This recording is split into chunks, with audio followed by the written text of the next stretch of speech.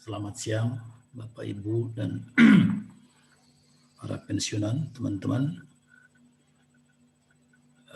Ini tanggal 2 Mei 2021, kembali kita ketemu. Seperti janji saya akan coba menjelaskan kenapa osilator K dan D tidak bisa minus, tidak bisa di bawah 0 dan tidak bisa di atas 1. Ini rumusnya. Jadi seperti yang saya jelaskan sebelumnya, bagaimana konsep dari menghitung stokastik di video sebelumnya. Kalau dibentuk dalam rumusnya adalah seperti ini. Ya, jadi persen K ini dijadikan persen supaya enak dibacanya.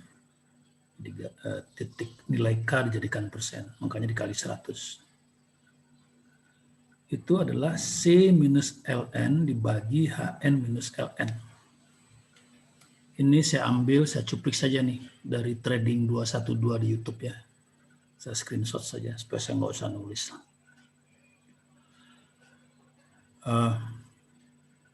Jadi komponen utama rumusnya itu adalah ini.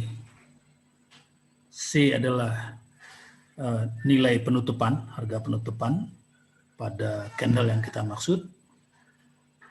Ln adalah harga terendah dari kisaran candle yang kita amati. Hn adalah yang tertingginya. Jadi cuma ada 3 angka ini. Closing, kemudian harga terendah dan harga tertinggi dari kisarannya. Sederhana rumusnya, mari kita lihat. Kita coba melihat grafik. Ini saya buatkan grafik, saya kasih satu contoh di mana low-nya itu turun ke bawah. Karena supaya kita bisa buktikan bahwa tidak bisa minus nilainya itu.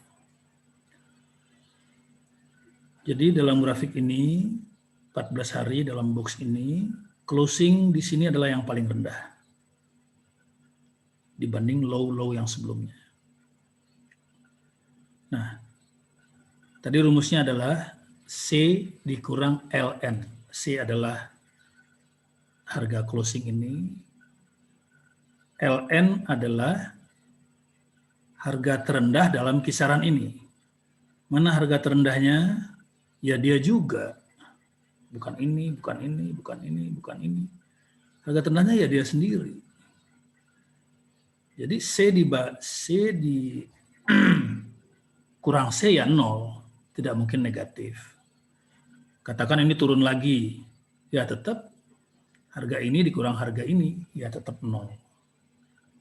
Jadi rumus tersebut menyatakan bahwa titik K itu tidak mungkin harganya minus.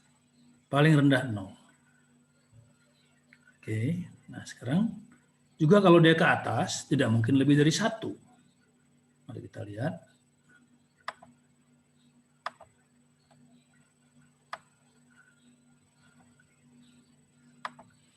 Ini saya carikan contoh yang candlenya tinggi. Ya, jauh lebih tinggi dari yang lain. Rumusnya adalah C minus L, ya, closing di sini, harga ini. C itu closing dari candle yang kita mau, dikurangi Ln. Ya, jadi yang paling rendah. Mana yang paling rendah adalah ini. Ya, jadi ini panjang nih. Nah, bisa nggak nih lebih dari 1? Dibagi dengan Hn minus Ln. Hn itu adalah harga tertinggi dalam kisaran ini. Ya. Mana harga tertingginya? Ya dia sendiri. Harga candle ini sendiri harga tertinggi. Jadi Hn minus Ln adalah harga tertinggi ini dikurang yang katakan ini yang paling rendah. Tentu saja tidak mungkin ya harga ini akan lebih kecil daripada C minus L, karena ini C, ini closing, ya kurang L. Tapi dia juga yang tertinggi, berarti H kurang L dia juga.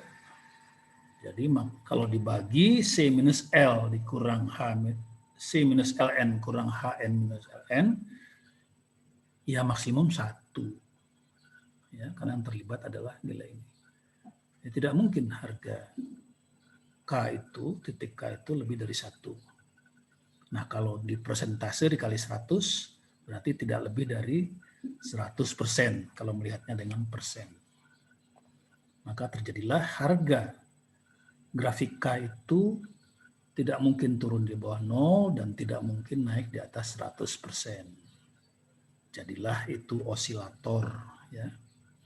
Osilator yang naik turun di antara 0, ini 0 ya, 0 dan garis 100. Ya begitu aja. Naik turun, naik turun. Nah, begitu juga dengan kurva D-nya. Yang hijau ini juga begitu. Karena apa? Karena D itu adalah rata-rata dari 3 K yang berturutan. Jadi misalnya di sini 1, 2, 3, masing-masing K-nya berapa, dirata-ratakan. Ya, dibagi 3. Maka tentu juga angkanya tidak akan mungkin di minus dan tidak mungkin di atas 1 atau di atas 100%. Demikian penjelasannya. Kita sekarang sudah memahami bahwa kurva atau garis K dan garis D memang akan berosilasi di antara 100 dan 0. 100% dan 0%. Lalu orang membuat batasan, ya, garis penanda. Ini 80% di garis orang nih. 80%. 20% juga dibikin garisnya. Jadi orang memperkirakan di atas 80% itu adalah kondisi yang ekstrim. Sudah berlebihan. Ya, yang di bawah 20% juga sudah ekstrim, sudah terlalu bawah. Ya wajar kan, dari 0 sampai 100 ya di atas 80 udah tinggi lah. Di bawah 20 ya udah rendah lah. Makanya antara 0 dan 20 ini, serta antara 80 dan 100 ini dijadikan orang patokan. Kondisi ekstrim. Kondisi ekstrim artinya kalau sudah di atas, ya, artinya harga orang sudah beli terus hingga harga naik sampai ke atas ini 80, maka dianggap sudah ekstrim, sudah overbought, udah kebanyakan beli. Ini udah kebanyakan beli nih, ya harga sampai naik begini. Maka orang lalu muncul kehati-hatian, ini harga mungkin akan turun. Pasti turun ya belum tentu, nanti kita bahas lagi kapan-kapan. Begitu juga waktu dia turun ke bawah. Nah, orang melihat kalau sudah di bawah 20% angkanya, wah ini sudah ekstrim nih, sudah berlebihan turunnya. Sudah terlalu banyak yang jualan. Makanya disebut jenuh jual. Ya, diduga orang akan berhenti jualan, maka harga mungkin naik lagi. Mungkin. Ya, belum pasti. Tapi memberikan satu masukan yang bagus bagi yang berbisnis, paling tidak dia bisa punya perkiraan harga bagus untuk beli dan harga bagus untuk jual, kira-kiranya begitu. Tentu ada pertimbangan lebih lanjut untuk sampai pada kesimpulan yang final, terakhir. Demikian Bapak Ibu, mudah-mudahan ini membantu, bermanfaat. Salam sehat untuk semua, salam dari saya.